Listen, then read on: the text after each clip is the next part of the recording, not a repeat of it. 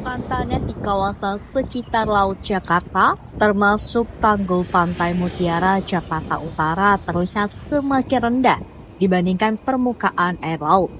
Kondisi ini memicu kekhawatiran akan meningkatnya risiko banjir dan kerusakan infrastruktur.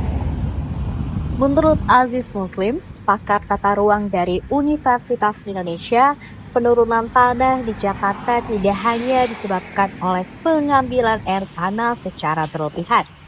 Faktor lain yang turut memperburuk kondisi ini adalah beban pembangunan akibat pertumbuhan ekonomi dan populasi. Penurunan ini ya tadi, selain faktor pengambilan air tanah, kita juga melihat ya beban bangunan ya. Pertumbuhan ekonomi yang pada akhirnya membuat kebutuhan akan adanya infrastruktur itu juga terus bertambah ya.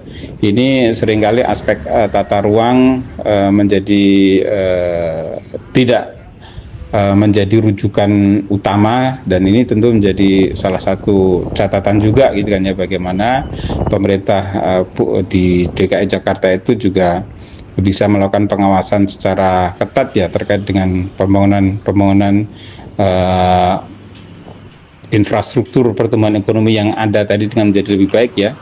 Selain kawasan industri, terus juga kawasan pemukiman, ini kan juga harus memperhatikan ya aspek-aspek tata ruang yang memang tersedia, sehingga tadi tidak mempengaruhi atau tidak mempercepat ya aspek penurunan permukaan tanah yang ada.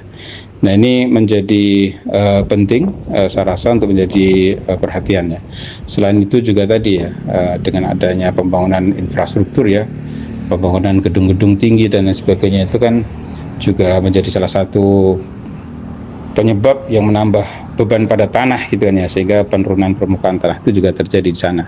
Dan ini kan juga tidak tertutup faktor penyebabnya itu dari pertumbuhan populasi dan juga pertumbuhan ekonomi yang terjadi di Jakarta nih, sehingga kondisi ini menjadi semakin memperburuk ya penurunan permukaan tanah.